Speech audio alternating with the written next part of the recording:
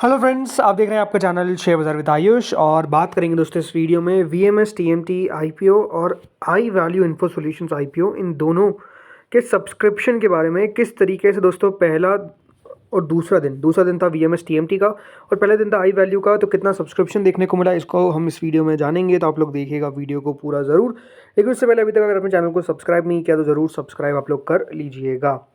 दोस्तों VMS TMT 2 दिन अब समाप्त हो चुके हैं, बस एक दिन और बचा है जो है कल का, विच इज़ 19 सितंबर, जब इस आईपीओ में आप पैसा लगा पाएंगे। 10 रुपये की इस आईपीओ की फेस वैल्यू है, 94 से 99 का प्राइस बैंड है, कुल मिलाकर याद रखिएगा 99 का प्राइस बैंड है इसका। 150 शेयर्स का लॉट साइज है, एक पूरा का पूरा फ्रेश इशू है करीबन 148 करोड़ 50 लाख का, तो दोनों एक्सचेंजेस पे ये लिस्ट होगा।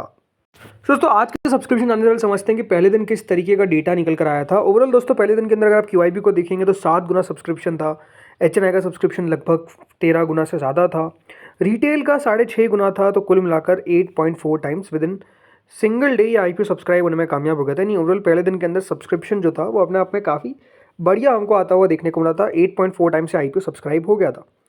बट आज यानी फाइनल डे कितना सब्सक्रिप्शन देखने को मिला है, चलिए इसके बारे में चर्चा करते हैं।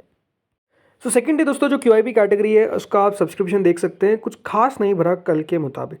कल जितना सब्सक्रिप्शन था लगभग उतना ही है, यानी सेकेंड डे क्यूआईबीज़ का जो रिस्पांस था वो आप कह सकते हैं नहीं आता हुआ दिखा इस आईपीओ में।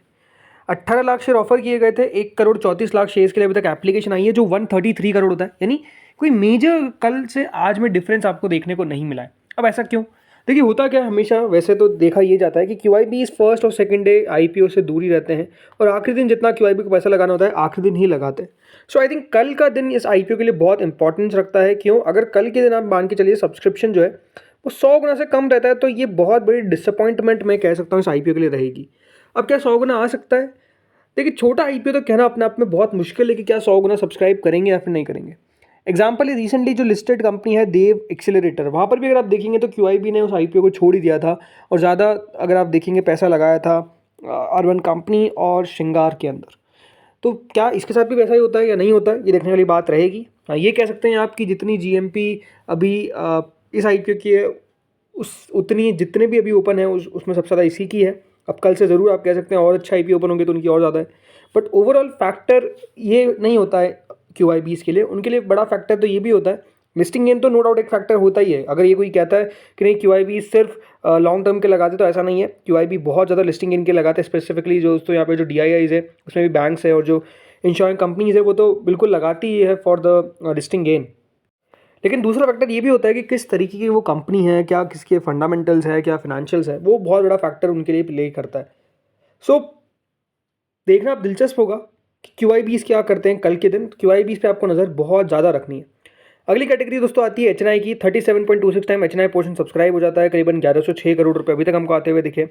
इसमें जो बिग एचएनआई पोर्शन है वो 35 गुना सब्सक्राइब हुआ, यानी करीबन 19,99,000 शेयर के सामने करीबन 7 करोड़ शेयर के लिए अप्लाई कर दिया गया, तो 695 करोड़ होता है। मेरे हिसाब से देखिए यहाँ पर जो एचएनआई कैटेगरी है वो सब्सक्राइब होगी, यानी big HNI category more than 100 times, मतलब लगभग वही 20 में से एक का चांसेस बनते हुए दिख रहे हैं। वहीं जो स्मॉल एचएनआई कैटेगरी वो 41.53 टाइम सब्सक्राइब हो चुकी है, 10 लाख शेयर के सामने 4 करोड़ शेयर के लिए अप्लाई कर दिया गया, जो 411 करोड़ होता है। यानी यहाँ पर भी अगर आप देखेंगे तो पैसा तो आता हुआ दिख रहा है स्मॉल एचएनआई का 411 करोड़, 1000 करोड़ तक लगभग जा सकती है। अगर 1000 करोड़ तक लगभग चले जाती है तो ये मान के चलिए ये भी 100 करोड़ मतलब 100 गुना सब्सक्राइब होता हुआ नजर आ जाएगा और पॉसिबिलिटी अलॉटमेंट की बहुत मुश्किल हो जाएगी। वही रिटेल कैटेगरी लगभग 19 गुना सब्सक्राइब हो चुकी है, करीबन रिटेल ने 1400 करोड़ रुपए के आसपास लगाए।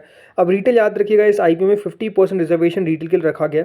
अब ये भी देखा जाए तो एक तरीके से दोस्तों थोड़ा सा नेगेटिव नजर आता है कि रिटेल को बहुत ज़्यादा भी नहीं देना, 35% देते हैं। होता क्या ना, देखिए अगर थोड़ा सा ज़्यादा क्यूआईबीज़ को दिया जाता है, 50% अगर दिया जाता है, तो क्यूआईबीज़ में कुछ होते हैं ऐसे क्यूआईबीज़ जिसमें एफआईज मोस्टली म्यूचुअल फंड्स वो थोड़ा सा होल्ड कर लेते हैं, तो लिस्टिंग के दिन उतना प्रेशर नहीं आता है। रिटेल भी दोस्तों बेच देता है, डीआईएस भी बेच देते हैं, तो वो थोड़ा सा सेलिंग प्रेशर क्रिएट कर सकते हैं, जो एक्जैक्टली हमको देव एक्सीलरेटर में देखने को मिला। उसी कारण मेरे हिसाब से दोस्तों जो अगर लिस्टिंग हुई है वो पार पे हुई है। अदरवाइज अगर डीआईएस उस समय नहीं बेचते तो आई एम प्रीटी श्योर कि वो 70 तक भी लिस्ट हो जाता, कोई बहुत बड़ी बात नहीं है। बट ठीक है, जो हुआ वो हुआ। रिटेल कैटेगरी कितना लगा सकती है? रिटेल कैटेगरी जितना सब्सक्राइब अभी तक हुआ है लगभग इसका 2 गुना तो करीब करके मानिए, तो यही है कि अभी 19 गुना सब्सक्राइब हुआ है, तो ये लगभग 40 गुना तक जा सकता है रिटेल पोर्शन, मतलब वही 40 में से एक का अलॉटमेंट का पॉसिबिलिटी हो सकता है। अब आते हैं टोटल सब्सक्रिप्शन पे, तो 21 गुना से ज़्यादा सब्सक्राइब हो चुका है, 2649 करोड़ रुपये अभी तक कंपनी को मिलते हुए दिखे हैं, तो ओवरऑल अच्छा सब्सक्रिप्शन है। सो कल के दिन हमको नज़र किस पर रखनी है? क्यूआईबीज़ पे बहुत ज़्यादा इंपॉर्टेंट है। जीएमपी की बात करूँ तो देखिए जीएमपी में एक गिरावट आई है। जी हाँ, 16 रुपये पे प्रीमियम आ चुका है, मतलब जो पहले 22 रुपये तक चल रहा था अब सीधा 16 रुपये आ चुका है, यानी सीधा 22% से 16% पे प्रीमियम भी आपको आता हुआ दिख रहा है, तो कमी देखने को मिली है। अभी भी 2400 को रिटेल में फायदा दिखा रहा है, but the big question is क्या जीएमपी टिक पाएगी 16 रुपये पे या फिर और नीचे जाएगी, ये देखने वाली बात रहेगी। अब आते हैं अगली कंपनी में, इसका नाम है दोस्तों आई वैल्यू इन्फो सॉल्यूशंस। ये आईपीओ भी दोस्तों आज के दिन ओपन हुआ और ये याद रखिएगा ओपन रहेगा 19th एंड 22nd, यानी 2 दिन अभी और बचे हुए हैं। 2021 सैटरडे संडे है। 2 रुपये के दोस्तों इस आईपीओ की फेस वैल्यू है, 299 का प्राइस बैंड है, 50 शेयर का लॉट साइज, एक पूरा का पूरा ओएफएस है 560 करोड़ का, दोनों एक्सचेंजेस पे लिस्ट होगा। इस आईपीओ में रिटेल में एक लॉट लगाने के लिए आपको 14,950 रुपीज़ पे करने पड़ेंगे। रिटेल में आप 13 लॉट तक मैक्सिमम लगा सकते हैं, 1,94,350 रुपीज़ आप लगा सकते हैं 13 लॉट तक। अगर इससे आगे जाना है तो फिर स्मॉल चेन्नई कैटेगरी जब मिनिमम 14 लॉट्स है 2,09,300 रुपये पे करने पड़ेंगे, मैक्सिमम 66 लॉट तक जा सकते हैं। और इससे भी अगर आप आगे जाते हैं तो फिर आती है बिग चेन्नई कैटेगरी जहाँ पर मिनिमम है 67 लॉट, जिसके लिए 10,01,650 रुपये आपको पे करने पड़ेंगे। इस आईपीओ में दोस्तों रिजर्वेशन किस तरीके से, क्यूआईबीज को 50% दिया गया है। कल कंपनी ने 30% ऑफ द इशू जो है वो एंकर्स से कह सकते हैं जुटा लिया, ठीक ठाक एंकर बुक भी निकल कर आ गई। 20% अब जो बचता है वो एक्स एंकर्स के बाद क्यूआईबीज के लिए बचता है। फिर आती है एचएनआई कैटेगरी जिसको 15% दिया गया है, सेम बिग एचएनआई को याद रखिएगा 10%, तो स्मॉल एचएनआई को 5%। बिग एचएनआई में याद रखिएगा 2676 लोगों को अलॉटमेंट मिलेंगे, तो स्मॉल एचएनआई में सीधा उसके आधे 1338। वैसे बिग एचएनआई में हमेशा ज़्यादा मिलते हैं, रीज़न क्या होता है कि उसमें डिवीजन हो जाता है। बट रिटेल कैटेगरी की बात करते हैं, 35% रिटेल को दोस्तों 35% हिस्सा दिया गया है और 1,31,170 लोगों को 172 टू बी प्रिसाइज, इतने लोगों को अलॉटमेंट आता हुआ दिखेगा रिटेल के अंदर। अब आते हैं दोस्तों सब्सक्रिप्शन पे। तो देखिए पहले दिन क्यूआईबीज ने कुछ इस आईपीओ में अप्लाई नहीं किया, कुल मिलाकर 7,600 शेयर्स के लिए अप्लाई किया गया, जो सिर्फ 22 लाख रुपए होता है। तो पहले दिन के अंदर आप कह सकते हैं कि क्यूआईबीज का जो डेटा है वो ये है कि उनका फिगर 0.01 टाइम्स भी नहीं हो पाया, मतलब 1% भी नहीं हो पाया, क्योंकि इतना कम पैसा हमको आता हुआ दिखा। एचएनआई पे आते हैं। एचएनआई 23% तक पहले दिन सब्सक्राइब हुआ, 28 लाख शेयर के सामने 6,45,000 शेयर के लिए एप्लीकेशन आया, तो लगभग 19 करोड़ रुपए होता है। अब यहाँ पे जो बिग एचएनआई कैटेगरी है वो 16% तक सब्सक्राइब हुई, मतलब बिग एचएनआई की तरफ से 9 करोड़ रुपए से ज़्यादा लगाए गए। वहीं जो स्मॉल एचएनआई कैटेगरी है वो 36% सब्सक्राइब हुई, स्मॉल एचएनआई ने 10 करोड़ रुपए इस आईपीओ में लगाए। रिटेल कैटेगरी की बात करते हैं। रिटेल कैटेगरी दोस्तों 46% तक सब्सक्राइब हुई, 65 लाख शेयर के सामने 29 लाख शेयर्स के लिए अप्लाई किया गया, जो 89 करोड़ रुपीज़ होता है।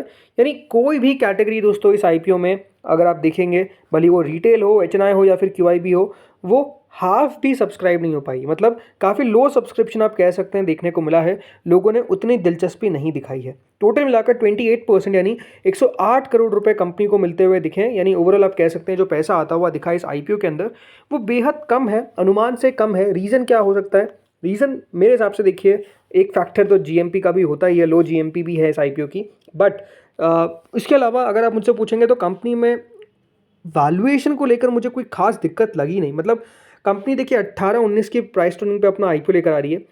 पहली बात क्या है कि इसका कोई भी लिस्टेड पीयर नहीं है, मतलब कोई भी ऐसी कंपनी नहीं है जिससे आप इस कंपनी का कंपैरिजन कर सकते हैं क्या ये वैल्यूएशन अगर इसको मिलती है तो इसको भी इतनी मिलनी चाहिए।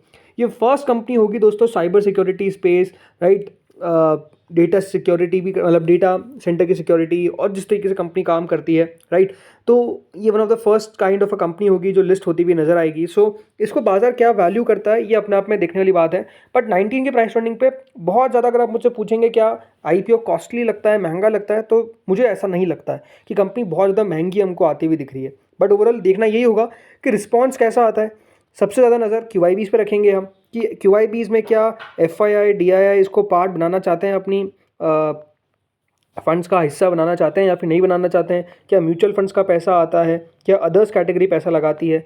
कल इनकी एंकर बुक निकल कर आई, एंकर बुक भी दोस्तों अच्छी थी, कोई ख़राब देखने को नहीं मिली। So we have to wait and watch कि क्या होता है, क्या जीएमपी बाद में बढ़ेगी या फिर बाद में चलेगी। बट अभी मैं ये कहूँगा कि इसको रिजेक्ट नहीं कर देना है, वेट एंड वॉच करेंगे। हाँ, अगर सब्सक्रिप्शन नहीं आया तो डेफिनेटली अवॉइड वाली कैटेगरी में आ जाएगा।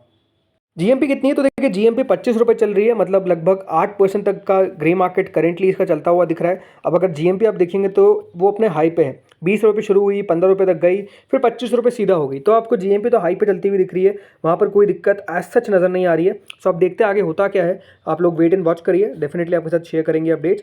तो दोस्तों इस वीडियो में इतना ही था। अगर आपको वीडियो अच्छा लगा हो तो प्लीज़ लाइक करिएगा, चैनल से पहली बार जुड़े सब्सक्राइब करिएगा। Thank you friends for watching this video.